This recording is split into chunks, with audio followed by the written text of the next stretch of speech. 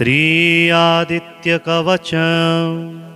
ओमस्य श्रीमदादित्यकवचस्तोत्रमहामन्त्रस्य याज्ञवल्क्यो महर्षिः अनुष्टुप् जगदे छन्दसि घृणिरिति बीजं सूर्य इति शक्तिः आदित्य इति कीलकं श्रीसूर्यनारायणप्रीत्यर्थे जपे विनियोगः। उदयाचलमागत्य वेदरूपमनामयं तुष्टावपरया भक्त्या वालखिल्यादिभिर्व्रतं देवासुरैः सदा वन्द्यं गृहेश्च परिवेष्टितं ध्यायन् स्तुवन् पठन्नाम यः सूर्यकवचं सदा कृणिः पातु शिरोदेशं सूर्यः फालं च पातु मे आदित्यो लोचने पातु श्रुते पातु प्रभाकरः घ्राणं पातु सदा भानुः अर्कः पातु मुखं तथा जिह्वां पातु जगन्नाथः कण्ठं पातु विभावसुः स्कन्धौ ग्रहपतिः पातु भुजौ पातु प्रभाकरः अहस्करः पातु हस्तौ हृदयं पातु भानुमान् मध्यं च पातु सप्ताश्वौ नाभिं पातु नभोमणिः द्वादशात्मा कटिं पातु सविता पातु सृक्किणी उरु पातु सुरश्रेष्ठो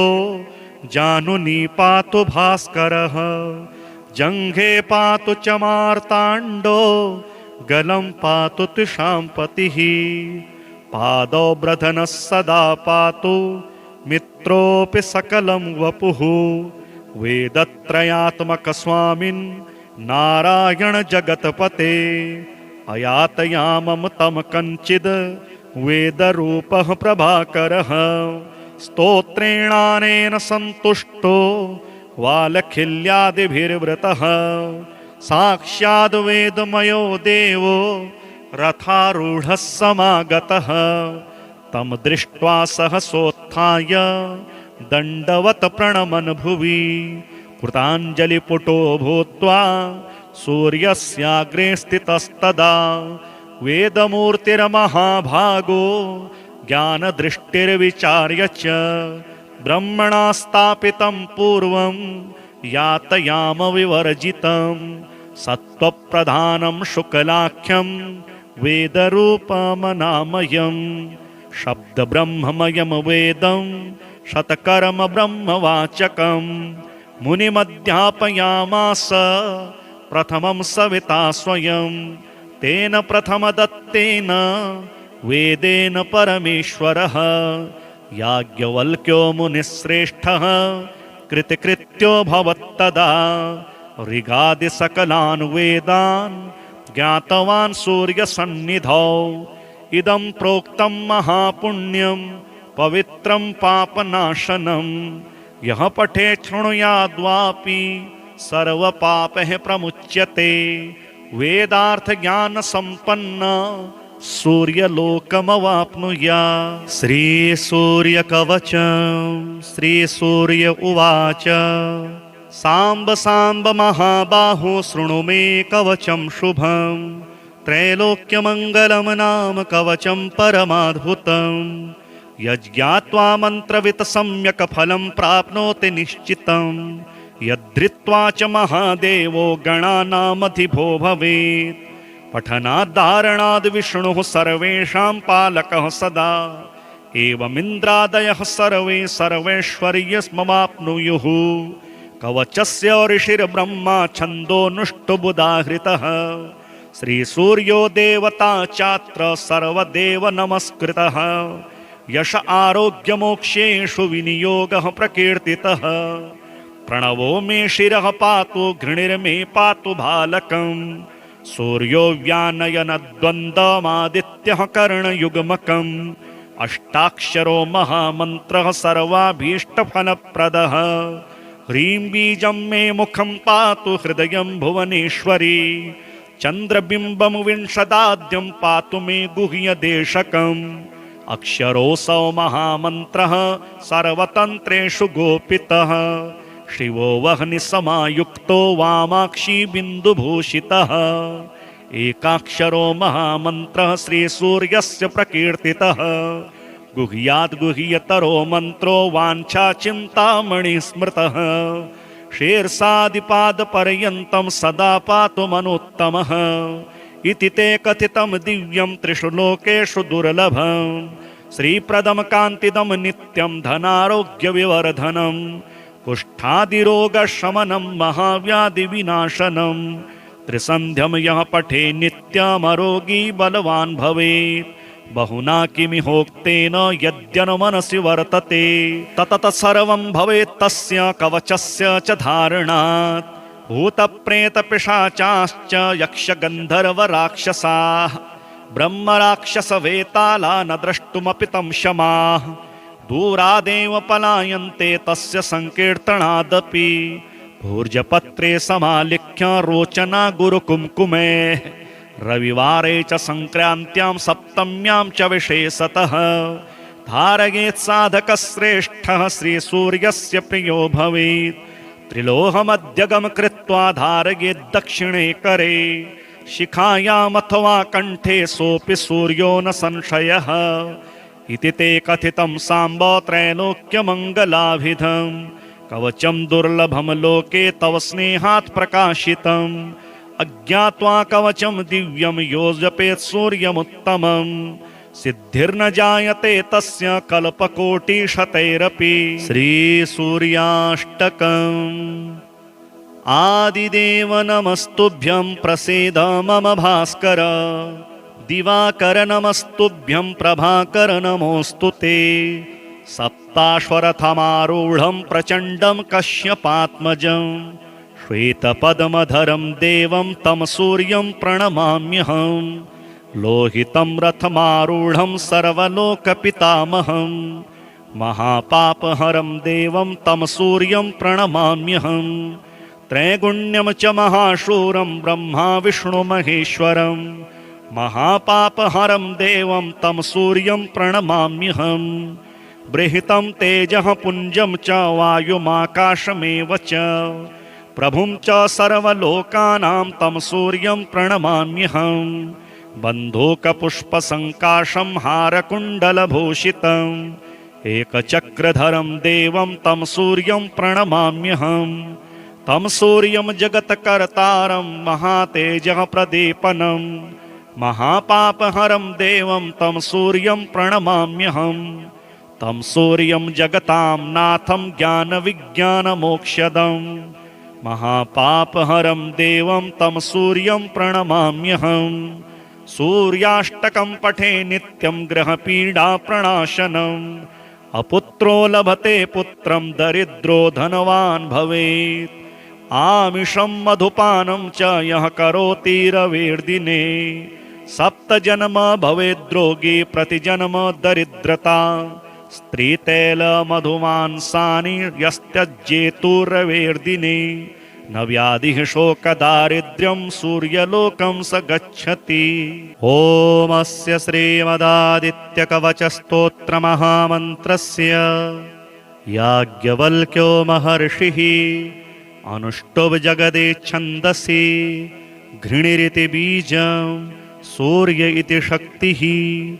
आदित्य इति कीलकं श्रीसूर्यनारायणप्रेत्यरथे जपे विनियोगः उदयाचलमागत्य वेदरूपमनामयं तुष्टावपरया भक्त्या वालखिल्यादिभिर्व्रतं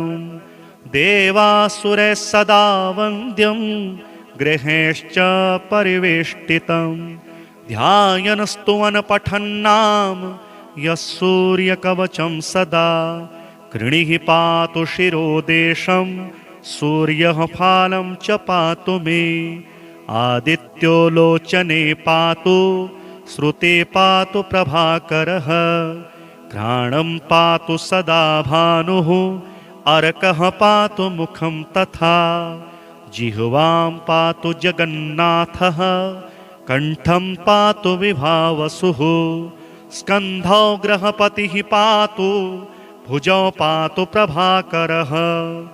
अहस्करः पातु हस्तौ हृदयं पातु भानुमान् मध्यं च पातु सप्ताश्वौ नाभिं पातु नभो मणिः द्वादशात्मा कटिं पातु सविता पातु सृक्किणी उरु पातु सुरश्रेष्ठो जानुनी पातु भास्करः जङ्घे पातु च मार्ताण्डो गलं पातु तिषाम्पतिः पादौ ब्रधनः सदा पातु मित्रोऽपि सकलं वपुः वेदत्रयात्मकस्वामिन् नारायण जगत्पते अयातयामं तं कञ्चिद् वेदरूपः प्रभाकरः स्तोत्रेणानेन सन्तुष्टो वालखिल्यादिभिर्वृतः साक्षाद् वेदमयो देवो रथारूढः समागतः तं दृष्ट्वा सहसोत्थाय दण्डवत् प्रणमन् भुवि कृताञ्जलिपुटो भूत्वा सूर्यस्याग्रे स्थितस्तदा वेदमूर्तिर्महाभागो ज्ञानदृष्टिर्विचार्य च ब्रह्मणा स्थापितं पूर्वं यातयामविवर्जितं सत्त्वप्रधानं शुक्लाख्यं वेदरूपमनामयं शब्दब्रह्ममयं वेदं शतकर्म ब्रह्मवाचकं मुनिमध्यापयामास प्रथमं सविता स्वयं तेन प्रथमदत्तेन वेदेन परमेश्वरः याज्ञवल्क्यो मुनिश्रेष्ठः कृतिकृत्यो भवत्तदा ऋगादिसकलान् वेदान् ज्ञातवान् सूर्यसन्निधौ इदं प्रोक्तं महापुण्यं पवित्रं पापनाशनं यः पठे शृणुयाद्वापि सर्वपापैः प्रमुच्यते वेदार्थज्ञानसम्पन्न सूर्यलोकमवाप्नुयात्। श्रीसूर्यकवचं श्रीसूर्य उवाच साम्ब साम्ब महाबाहो शृणु मे कवचं शुभं त्रैलोक्यमङ्गलं नाम कवचं परमाद्भुतं यज्ञात्वा मन्त्रवित् सम्यक् फलं प्राप्नोति निश्चितं यद्धृत्वा च महादेवो गणानामधिपो भवेत् पठनाद्धारणाद् विष्णुः सर्वेषां पालकः सदा एवमिन्द्रादयः सर्वे सर्वैश्वर्यमवाप्नुयुः कवचस्य ऋषिर्ब्रह्मा छन्दोनुष्टुबुधाहृतः श्रीसूर्यो देवता चात्र सर्वदेव नमस्कृतः यश आरोग्यमोक्षेषु विनियोगः प्रकीर्तितः प्रणवो मे शिरः पातु घृणिर्मे पातु बालकम् सूर्यो व्यानयनद्वन्द्वमादित्यः कर्णयुग्मकम् अष्टाक्षरो महामन्त्रः सर्वाभीष्टफलप्रदः ह्रीं बीजं मे मुखं पातु हृदयं भुवनेश्वरी चन्द्रबिम्बं विंशदाद्यं पातु मे गुह्यदेशकम् अक्षरोऽसौ महामन्त्रः सर्वतन्त्रेषु गोपितः शिवो वह्निसमायुक्तो वामाक्षी बिन्दुभूषितः एकाक्षरो महामन्त्रः श्रीसूर्यस्य प्रकीर्तितः गुह्याद् गुह्यतरो मन्त्रो वाञ्छाचिन्तामणिः स्मृतः शीर्षादिपादपर्यन्तं सदा पातु मनोत्तमः इति ते कथितं दिव्यं त्रिषु लोकेषु दुर्लभं श्रीप्रदं कान्तिदं नित्यं धनारोग्यविवर्धनं कुष्ठादिरोगशमनं महाव्याधिविनाशनं त्रिसन्ध्यं यः पठे नित्यमरोगी बलवान् भवेत् बहुना किमिहोक्तेन यद्यनुमनसि वर्तते ततत सर्वं भवेत् तस्य कवचस्य च धारणात् भूतप्रेतपिशाचाश्च यक्षगन्धर्वराक्षसाः ब्रह्मराक्षसवेताला न द्रष्टुमपि तं शमाः दूरादेव पलायन्ते तस्य संकीर्तनादपि भूर्जपत्रे समालिख्य रोचना गुरुकुङ्कुमे रविवारे च संक्रान्त्यां सप्तम्यां च विशेषतः धारयेत् साधकश्रेष्ठः श्रीसूर्यस्य प्रियो भवेत्। त्रिलोहमध्यगम कृत्वा धारयेत् दक्षिणे करे शिखायामथवा कण्ठे सोऽपि सूर्यो न संशयः। इति ते कथितं साम्ब त्रैलोक्यमङ्गलाभिधं कवचं दुर्लभं लोके तव स्नेहात् प्रकाशितम्। अज्ञात्वा कवचं दिव्यं यो जपेत् सूर्यमुत्तमं सिद्धिर्न जायते तस्य कल्पकोटिशतैरपि। श्रीसूर्याष्टकम्। आदिदेव नमस्तुभ्यं प्रसीद मम भास्कर। दिवाकर नमस्तुभ्यं प्रभाकर नमोऽस्तु ते। सप्ताश्वरथमारूढं प्रचण्डं कश्यपात्मजं श्वेतपद्मधरं देवं तं सूर्यं प्रणमाम्यहं। लोहितं रथमारूढं सर्वलोकपितामहं महापापहरं देवं तं सूर्यं प्रणमाम्यहं। त्रैगुण्यं च महाशूरं ब्रह्मा विष्णुमहेश्वरं महापापहरं देवं तं सूर्यं प्रणमाम्यहं। बृहतं तेजः पुञ्जं च वायुमाकाशमेव च प्रभुं च सर्वलोकानां तं सूर्यं प्रणमाम्यहं। बन्धूकपुष्पसङ्काशं हारकुण्डलभूषितम् एकचक्रधरं देवं तं सूर्यं प्रणमाम्यहं। तं सूर्यं जगत्कर्तारं महातेजः प्रदीपनं महापापहरं देवं तं सूर्यं प्रणमाम्यहं। तं सूर्यं जगतां नाथं ज्ञानविज्ञानमोक्षदं महापापहरं देवं तं सूर्यं प्रणमाम्यहं। सूर्याष्टकं पठे नित्यं ग्रहपीडाप्रणाशनम् अपुत्रो लभते पुत्रं दरिद्रो धनवान् भवेत्। आमिषं मधुपानं च यः करोति रविर्दिने सप्तजन्म भवेद्रोगी प्रतिजन्म दरिद्रता। स्त्रीतैलमधुमांसानि यस्त्यज्येतु रविर्दिने न व्याधिः शोकदारिद्र्यं सूर्यलोकं स गच्छति। ओमस्य श्रीमदादित्यकवचस्तोत्रमहामन्त्रस्य याज्ञवल्क्यो महर्षिः अनुष्टुभ जगदे छन्दसि घृणिरिति बीजं सूर्य इति शक्तिः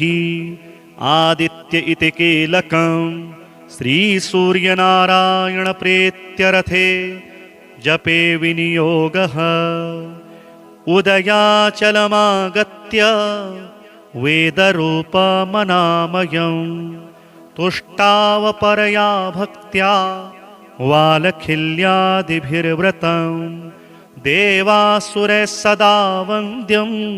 गृहेश्च परिवेष्टितं ध्यायन् स्तुवन् पठन्नाम यः सूर्यकवचं सदा कृणिः पातु शिरोदेशं सूर्यः फालं च पातु मे आदित्यो लोचने पातु श्रुते पातु प्रभाकरः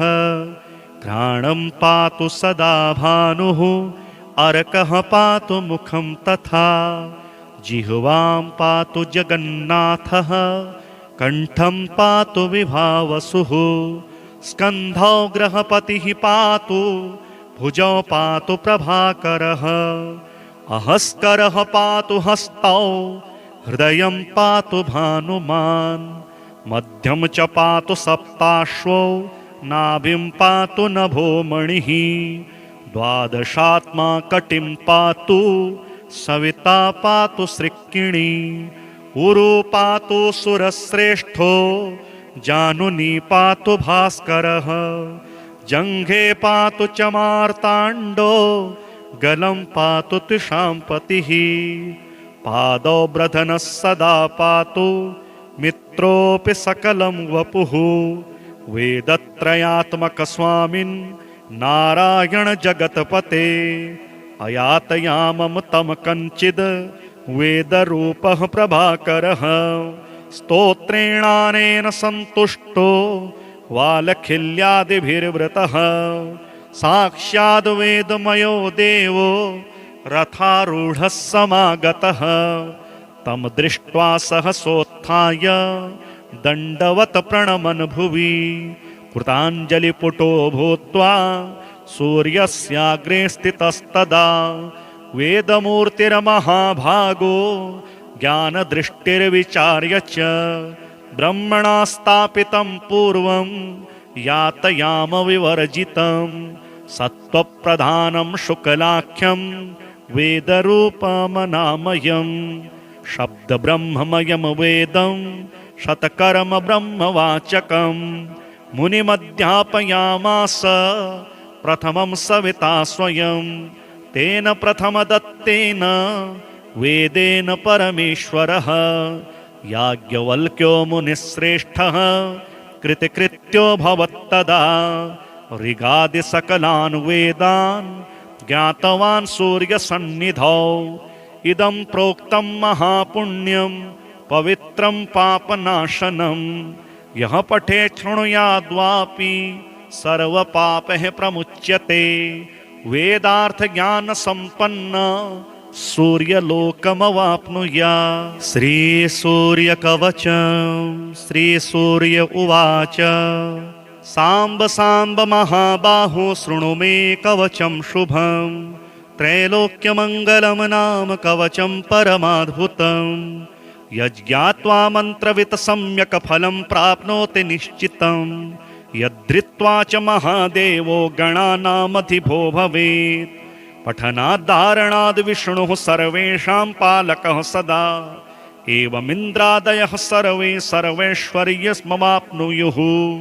कवचस्य ऋषिर्ब्रह्मा छन्दोनुष्टुबुधाहृतः श्रीसूर्यो देवता चात्र सर्वदेव नमस्कृतः यश आरोग्यमोक्षेषु विनियोगः प्रकीर्तितः प्रणवो मे शिरः पातु घृणिर्मे पातु बालकम् सूर्यो व्यानयनद्वन्द्वमादित्यः कर्णयुग्मकम् अष्टाक्षरो महामन्त्रः सर्वाभीष्टफलप्रदः ह्रीं बीजं मे मुखं पातु हृदयं भुवनेश्वरी चन्द्रबिम्बं विंशदाद्यं पातु मे गुह्यदेशकम् अक्षरोऽसौ महामन्त्रः सर्वतन्त्रेषु गोपितः शिवो वह्निसमायुक्तो वामाक्षी बिन्दुभूषितः एकाक्षरो महामन्त्रः श्रीसूर्यस्य प्रकीर्तितः गुह्याद् गुह्यतरो मन्त्रो वाञ्छाचिन्तामणिः स्मृतः शीर्षादिपादपर्यन्तं सदा पातु मनोत्तमः इति ते कथितं दिव्यं त्रिषु लोकेषु दुर्लभं श्रीप्रदं कान्तिदं नित्यं धनारोग्यविवर्धनं कुष्ठादिरोगशमनं महाव्याधिविनाशनं त्रिसन्ध्यं यः पठे नित्यमरोगी बलवान् भवेत् बहुना किमिहोक्तेन यद्यनुमनसि वर्तते ततत सर्वं भवेत् तस्य कवचस्य च धारणात् भूतप्रेतपिशाचाश्च यक्षगन्धर्वराक्षसाः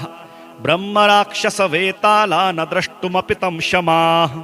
दूरादेव पलायन्ते तस्य संकीर्तनादपि भूर्जपत्रे समालिख्य रोचना गुरुकुङ्कुमेः रविवारे च संक्रान्त्यां सप्तम्यां च विशेषतः धारयेत् साधकश्रेष्ठः श्रीसूर्यस्य प्रियो भवेत् त्रिलोहमध्यगं कृत्वा धारयेत् दक्षिणे करे शिखायामथवा कण्ठे सोऽपि सूर्यो न संशयः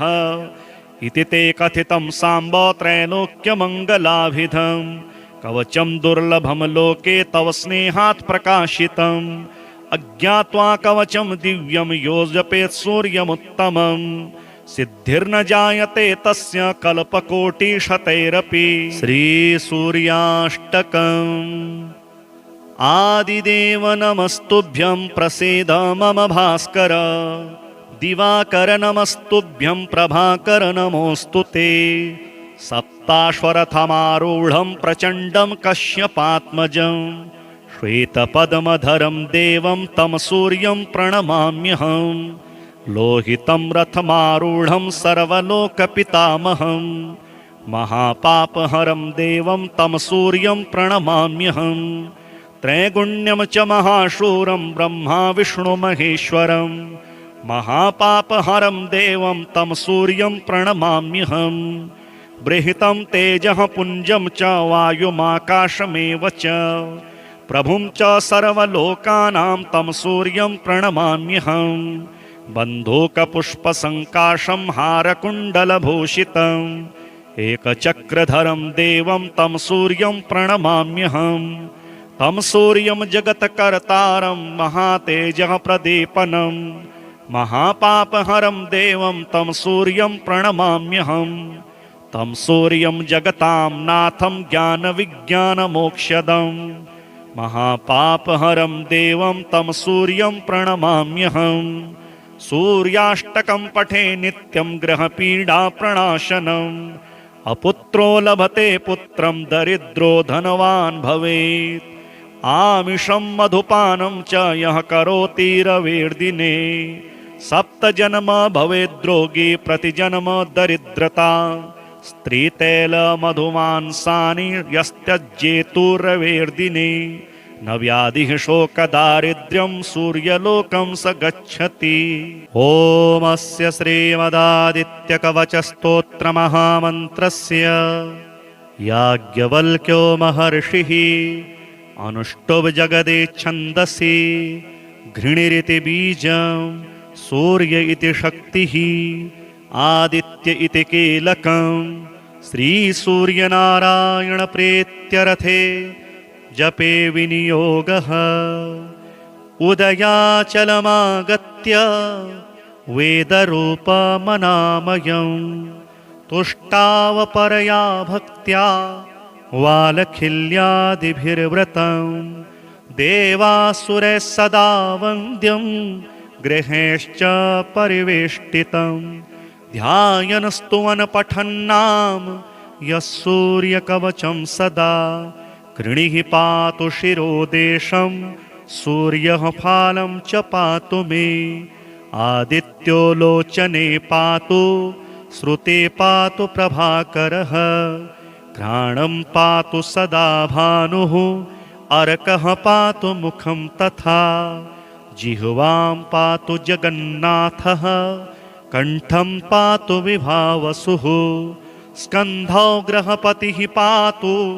भुजौ पातु प्रभाकरः अहस्करः पातु हस्तौ हृदयं पातु भानुमान् मध्यं च पातु सप्ताश्वौ नाभिं पातु नभोमणिः द्वादशात्मा कटिं पातु सविता पातु सृक्किणी उरु पातु सुरश्रेष्ठो जानुनी पातु भास्करः जङ्घे पातु च मार्ताण्डो गलं पातु त्रिशाम्पतिः पादौ ब्रधनः सदा पातु मित्रोऽपि सकलं वपुः वेदत्रयात्मकस्वामिन् नारायण जगत्पते अयातयामं तं कञ्चिद् वेदरूपः प्रभाकरः स्तोत्रेणानेन सन्तुष्टो वालखिल्यादिभिर्वृतः साक्षाद् वेदमयो देवो रथारूढः समागतः तं दृष्ट्वा सहसोत्थाय दण्डवत् प्रणमन् भुवि कृताञ्जलिपुटो भूत्वा सूर्यस्याग्रे स्थितस्तदा वेदमूर्तिर्महाभागो ज्ञानदृष्टिर्विचार्य च ब्रह्मणा स्थापितं पूर्वं यातयाम विवर्जितं सत्त्वप्रधानं शुक्लाख्यं वेदरूपमनामयं शब्दब्रह्ममयं वेदं शतकर्म ब्रह्मवाचकं मुनिमध्यापयामास प्रथमं सविता स्वयं तेन प्रथमदत्तेन वेदेन परमेश्वरः याज्ञवल्क्यो मुनिश्रेष्ठः कृतिकृत्यो भवत्तदा ऋगादिसकलान् वेदान् ज्ञातवान् सूर्यसन्निधौ इदं प्रोक्तं महापुण्यं पवित्रं पापनाशनं यः पठे शृणुयाद्वापि सर्वपापः प्रमुच्यते वेदार्थज्ञानसम्पन्न सूर्यलोकमवाप्नुयात्। श्रीसूर्यकवचम् श्रीसूर्य उवाच साम्ब साम्ब महाबाहो शृणु मे कवचं शुभम् त्रैलोक्यमङ्गलं नाम कवचं परमाद्भुतम् यज्ञात्वा मन्त्रवित् सम्यक् फलं प्राप्नोति निश्चितम् यद्धृत्वा च महादेवो गणानामधिपो भवेत् पठनाद्धारणाद् विष्णुः सर्वेषां पालकः सदा एवमिन्द्रादयः सर्वे सर्वैश्वर्यमवाप्नुयुः कवचस्य ऋषिर्ब्रह्मा छन्दोनुष्टुबुधाहृतः श्रीसूर्यो देवता चात्र सर्वदेव नमस्कृतः यश आरोग्यमोक्षेषु विनियोगः प्रकीर्तितः प्रणवो मे शिरः पातु घृणिर्मे पातु बालकम् सूर्यो व्यानयनद्वन्द्वमादित्यः कर्णयुग्मकम् अष्टाक्षरो महामन्त्रः सर्वाभीष्टफलप्रदः ह्रीं बीजं मे मुखं पातु हृदयं भुवनेश्वरी चन्द्रबिम्बं विंशदाद्यं पातु मे गुह्यदेशकम् अक्षरोऽसौ महामन्त्रः सर्वतन्त्रेषु गोपितः शिवो वह्निसमायुक्तो वामाक्षी बिन्दुभूषितः एकाक्षरो महामन्त्रः श्रीसूर्यस्य प्रकीर्तितः गुह्याद् गुह्यतरो मन्त्रो वाञ्छाचिन्तामणिः स्मृतः शीर्षादिपादपर्यन्तं सदा पातु मनुत्तमः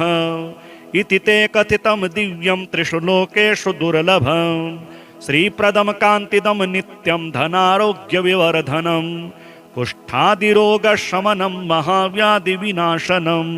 त्रिसन्ध्यं यः पठे नित्यमरोगी बलवान् भवेत् बहुना किमिहोक्तेन यद्यनुमनसि वर्तते ततत सर्वं भवेत् तस्य कवचस्य च धारणात् भूतप्रेतपिशाचाश्च यक्षगन्धर्वराक्षसाः ब्रह्मराक्षसवेताला न द्रष्टुमपि तं शमाः दूरादेव पलायन्ते तस्य संकीर्तनादपि भूर्जपत्रे समालिख्य रोचना गुरुकुम्कुमे रविवारे च संक्रान्त्यां सप्तम्यां च विशेषतः धारयेत् साधकश्रेष्ठः श्रीसूर्यस्य प्रियो भवेत् त्रिलोहमध्यगम कृत्वा धारयेत् दक्षिणे करे शिखायामथवा कण्ठे सोऽपि सूर्यो न संशयः इति ते कथितं साम्ब त्रैलोक्यमङ्गलाभिधं कवचं दुर्लभं लोके तव स्नेहात् प्रकाशितम्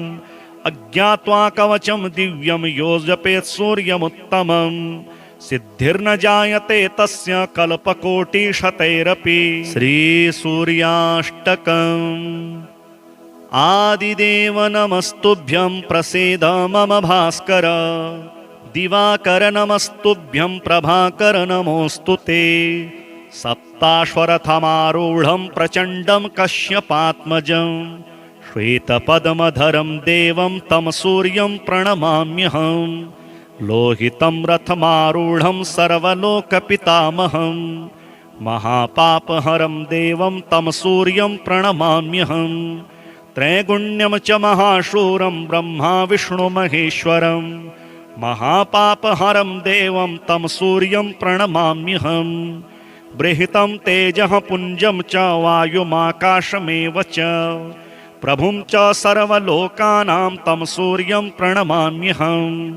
बन्धूकपुष्पसङ्काशं हारकुण्डलभूषितम् एकचक्रधरं देवं तं सूर्यं प्रणमाम्यहं तं सूर्यं जगत्कर्तारं महातेजः प्रदीपनं महापापहरं देवं तं सूर्यं प्रणमाम्यहं तं सूर्यं जगतां नाथं ज्ञानविज्ञानमोक्षदं महापापहरं देवं तं सूर्यं प्रणमाम्यहं सूर्याष्टकं पठे नित्यं ग्रहपीडाप्रणाशनम् अपुत्रो लभते पुत्रं दरिद्रो धनवान् भवेत् आमिषं मधुपानं च यः करोति रविर्दिने सप्तजन्म भवेद्रोगी प्रतिजन्म दरिद्रता स्त्रीतैलमधुमांसानि यस्त्यज्येतु रविर्दिने न व्याधिः शोकदारिद्र्यं सूर्यलोकं स गच्छति। ॐ अस्य श्रीमदादित्यकवचस्तोत्रमहामन्त्रस्य याज्ञवल्क्यो महर्षिः अनुष्टुप् जगदे छन्दसि घृणिरिति बीजं सूर्य इति शक्तिः आदित्य इति कीलकं श्रीसूर्यनारायण प्रेत्यरथे जपे विनियोगः। उदयाचलमागत्य वेदरूपमनामयं तुष्टावपरया भक्त्या वालखिल्यादिभिर्व्रतं देवासुरैः सदा वन्द्यं गृहेश्च परिवेष्टितं ध्यायन् स्तुवन् पठन्नाम यः सूर्यकवचं सदा कृणिः पातु शिरोदेशं सूर्यः फालं च पातु मे आदित्यो लोचने पातु श्रुते पातु प्रभाकरः घ्राणं पातु सदा भानुः अर्कः पातु मुखं तथा जिह्वां पातु जगन्नाथः कण्ठं पातु विभावसुः स्कन्धौ ग्रहपतिः पातु भुजौ पातु प्रभाकरः अहस्करः पातु हस्तौ हृदयं पातु भानुमान् मध्यं च पातु सप्ताश्वौ नाभिं पातु नभो मणिः द्वादशात्मा कटिं पातु सविता पातु सृक्किणी उरु पातु सुरश्रेष्ठो जानुनी पातु भास्करः जङ्घे पातु च मार्ताण्डो गलं पातु त्रिशाम्पतिः पादौ ब्रधनः सदा पातु मित्रोऽपि सकलं वपुः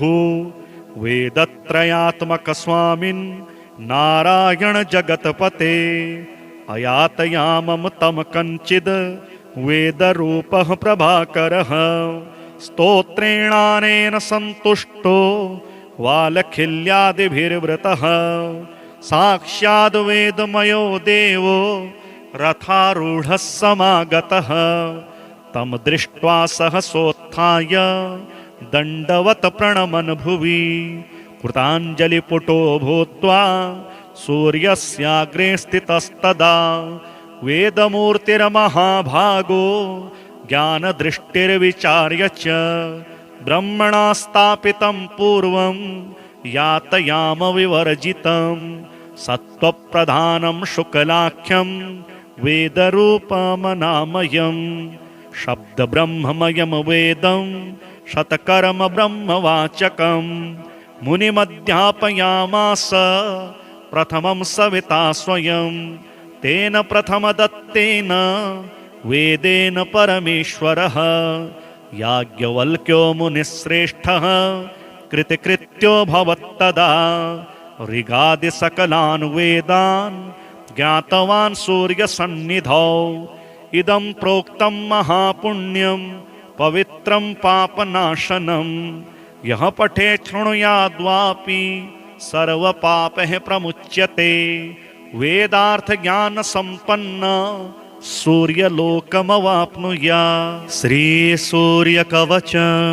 श्रीसूर्य उवाच साम्ब साम्ब महाबाहो शृणु मे कवचं शुभं त्रैलोक्यमङ्गलं नाम कवचं परमाद्भुतं यज्ञात्वा मन्त्रवित् सम्यक् फलं प्राप्नोति निश्चितं यद्धृत्वा च महादेवो गणानामधिपो भवेत् पठनाद्धारणाद् विष्णुः सर्वेषां पालकः सदा एवमिन्द्रादयः सर्वे सर्वैश्वर्यमवाप्नुयुः कवचस्य ऋषिर्ब्रह्मा छन्दोनुष्टुबुधाहृतः श्रीसूर्यो देवता चात्र सर्वदेव नमस्कृतः यश आरोग्यमोक्षेषु विनियोगः प्रकीर्तितः प्रणवो मे शिरः पातु घृणिर्मे पातु भालकम् सूर्यो व्यानयनद्वन्द्वमादित्यः कर्णयुग्मकम् अष्टाक्षरो महामन्त्रः सर्वाभीष्टफलप्रदः ह्रीं बीजं मे मुखं पातु हृदयं भुवनेश्वरी चन्द्रबिम्बं विंशदाद्यं पातु मे गुह्यदेशकम् अक्षरोऽसौ महामन्त्रः सर्वतन्त्रेषु गोपितः शिवो वह्निसमायुक्तो वामाक्षी बिन्दुभूषितः एकाक्षरो महामन्त्रः श्रीसूर्यस्य प्रकीर्तितः गुह्याद् गुह्यतरो मन्त्रो वाञ्छाचिन्तामणिः स्मृतः शीर्षादिपादपर्यन्तं सदा पातु मनोत्तमः इति ते कथितं दिव्यं त्रिषु लोकेषु दुर्लभं श्रीप्रदं कान्तिदं नित्यं धनारोग्यविवर्धनं कुष्ठादिरोगशमनं महाव्याधिविनाशनं त्रिसन्ध्यं यः पठे नित्यमरोगी बलवान् भवेत् बहुना किमिहोक्तेन यद्यनुमनसि वर्तते ततत सर्वं भवेत् तस्य कवचस्य च धारणात् भूतप्रेतपिशाचाश्च यक्षगन्धर्वराक्षसाः ब्रह्मराक्षसवेताला न द्रष्टुमपि तं शमाः दूरादेव पलायन्ते तस्य संकीर्तनादपि भूर्जपत्रे समालिख्य रोचना गुरुकुङ्कुमे रविवारे च संक्रान्त्यां सप्तम्यां च विशेषतः धारयेत् साधकश्रेष्ठः श्रीसूर्यस्य प्रियो भवेत् त्रिलोहमध्यगं कृत्वा धारयेत् दक्षिणे करे शिखायामथवा कण्ठे सोऽपि सूर्यो न संशयः इति ते कथितं साम्ब त्रैलोक्यमङ्गलाभिधं कवचं दुर्लभं लोके तव स्नेहात् प्रकाशितम् अज्ञात्वा कवचं दिव्यं यो जपेत् सूर्यमुत्तमं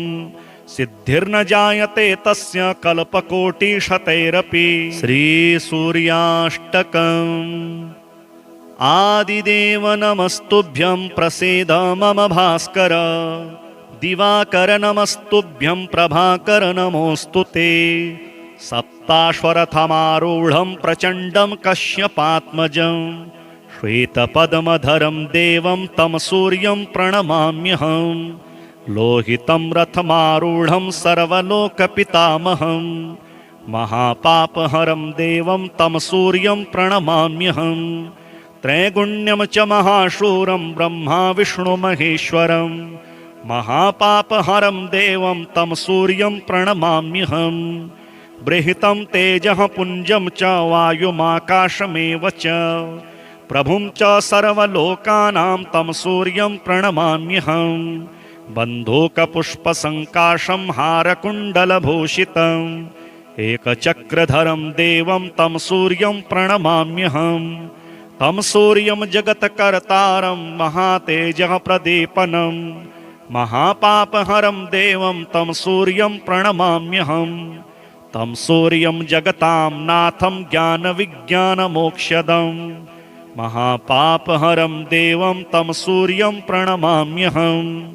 सूर्याष्टकं पठे नित्यं ग्रहपीडाप्रणाशनम् अपुत्रो लभते पुत्रं दरिद्रो धनवान् भवेत् आमिषं मधुपानं च यः करोति रविर्दिने सप्तजन्म भवेद्रोगी प्रतिजन्म दरिद्रता स्त्रीतैलमधुमांसानि यस्त्यज्येतु रविर्दिने न व्याधिः शोकदारिद्र्यं सूर्यलोकं स गच्छति।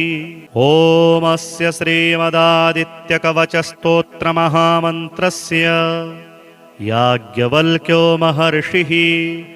अनुष्टुभ जगदे छन्दसि घृणिरिति बीजं सूर्य इति शक्तिः आदित्य इति कीलकं श्रीसूर्यनारायणप्रेत्यरथे जपे विनियोगः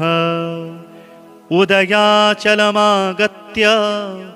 वेदरूपमनामयं तुष्टावपरया भक्त्या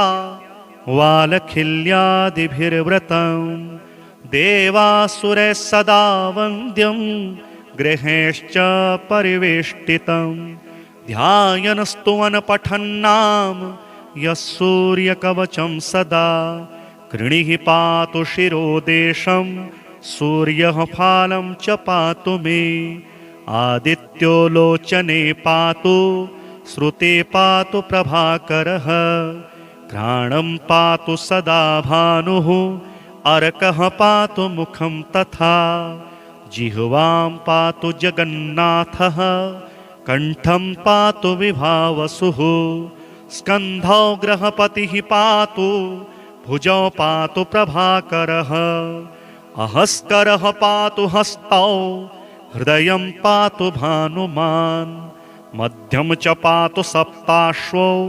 नाभिं पातु नभोमणिः द्वादशात्मा कटिं पातु सविता पातु सृक्किणी उरु पातु सुरश्रेष्ठो जानुनी पातु भास्करः जङ्घे पातु च मार्ताण्डो गलं पातु त्रिशाम्पतिः पादौ ब्रधनः सदा पातु मित्रोऽपि सकलं वपुः वेदत्रयात्मकस्वामिन्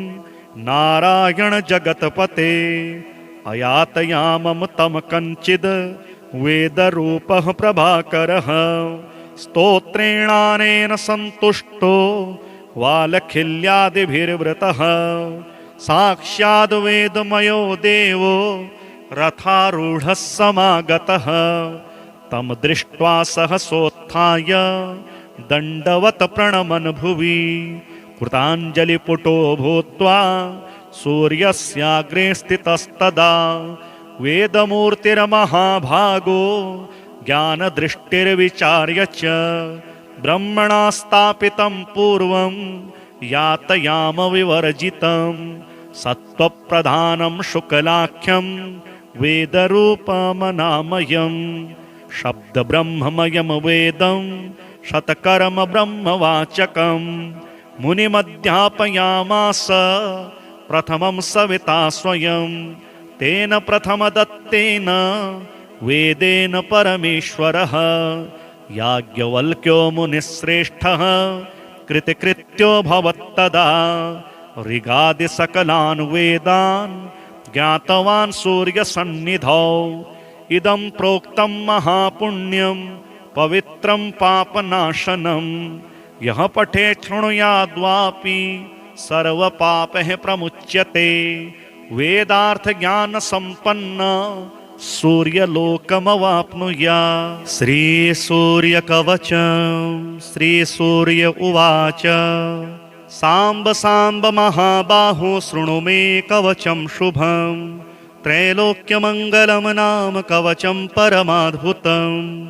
यज्ञात्वा मन्त्रवित् सम्यक् फलं प्राप्नोति निश्चितं यद्धृत्वा च महादेवो गणानामधिपो भवेत् पठनाद्धारणाद् विष्णुः सर्वेषां पालकः सदा एवमिन्द्रादयः सर्वे सर्वैश्वर्यमवाप्नुयुः कवचस्य ऋषिर्ब्रह्मा छन्दोनुष्टुबुधाहृतः श्रीसूर्यो देवता चात्र सर्वदेव नमस्कृतः यश आरोग्यमोक्षेषु विनियोगः प्रकीर्तितः प्रणवो मे शिरः पातु घृणिर्मे पातु भालकम् सूर्यो व्यानयनद्वन्द्वमादित्यः कर्णयुग्मकम् अष्टाक्षरो महामन्त्रः सर्वाभीष्टफलप्रदः ह्रीं बीजं मे मुखं पातु हृदयं भुवनेश्वरी चन्द्रबिम्बं विंशदाद्यं पातु मे गुह्यदेशकम् अक्षरोऽसौ महामन्त्रः सर्वतन्त्रेषु गोपितः शिवो वह्निसमायुक्तो वामाक्षी बिन्दुभूषितः एकाक्षरो महामन्त्रः श्रीसूर्यस्य प्रकीर्तितः गुह्याद् गुह्यतरो मन्त्रो वाञ्छाचिन्तामणिः स्मृतः शीर्षादिपादपर्यन्तं सदा पातु मनुत्तमः इति ते कथितं दिव्यं त्रिषु लोकेषु दुर्लभं श्रीप्रदं कान्तिदं नित्यं धनारोग्यविवर्धनं कुष्ठादिरोगशमनं महाव्याधिविनाशनं त्रिसन्ध्यं यः पठे नित्यमरोगी बलवान् भवेत् बहुना किमिहोक्तेन यद्यनुमनसि वर्तते ततत सर्वं भवेत् तस्य कवचस्य च धारणात् भूतप्रेतपिशाचाश्च यक्षगन्धर्वराक्षसाः ब्रह्मराक्षसवेताला न द्रष्टुमपि तं शमाः दूरादेव पलायन्ते तस्य संकीर्तनादपि भूर्जपत्रे समालिख्य रोचना गुरुकुङ्कुमे रविवारे च संक्रांत्यां सप्तम्यां च विशेषतः धारयेत् साधकश्रेष्ठः श्रीसूर्यस्य प्रियो भवेत्। त्रिलोहमध्यगम कृत्वा धारयेत् दक्षिणे करे शिखायामथवा कण्ठे सोऽपि सूर्यो न संशयः। इति ते कथितं साम्ब त्रैलोक्यमङ्गलाभिधम् कवचं दुर्लभं लोके तव स्नेहात् प्रकाशितम्। अज्ञात्वा कवचं दिव्यं यो जपेत् सूर्यमुत्तमम् सिद्धिर्न जायते तस्य कल्पकोटिशतैरपि। श्रीसूर्याष्टकम्। आदिदेव नमस्तुभ्यं प्रसीद मम भास्कर। दिवाकर नमस्तुभ्यं प्रभाकर नमोऽस्तु ते। सप्ताश्वरथमारूढं प्रचण्डं कश्यपात्मजं श्वेतपद्मधरं देवं तं सूर्यं प्रणमाम्यहं। लोहितं रथमारूढं सर्वलोकपितामहं महापापहरं देवं तं सूर्यं प्रणमाम्यहं। त्रैगुण्यं च महाशूरं ब्रह्मा विष्णुमहेश्वरं महापापहरं देवं तं सूर्यं प्रणमाम्यहं। बृहतं तेजः पुञ्जं च वायुमाकाशमेव च प्रभुं च सर्वलोकानां तं सूर्यं प्रणमाम्यहं। बन्धूकपुष्पसङ्काशं हारकुण्डलभूषितम् एकचक्रधरं देवं तं सूर्यं प्रणमाम्यहं। तं सूर्यं जगत्कर्तारं महातेजः प्रदीपनं महापापहरं देवं तं सूर्यं प्रणमाम्यहं। तं सूर्यं जगतां नाथं ज्ञानविज्ञानमोक्षदं महापापहरं देवं तं सूर्यं प्रणमाम्यहं। सूर्याष्टकं पठे नित्यं ग्रहपीडाप्रणाशनम् अपुत्रो लभते पुत्रं दरिद्रो धनवान् भवेत्। आमिषं मधुपानं च यः करोति रविर्दिने 7 जन्म भवेद्रोगी प्रतिजन्म दरिद्रता।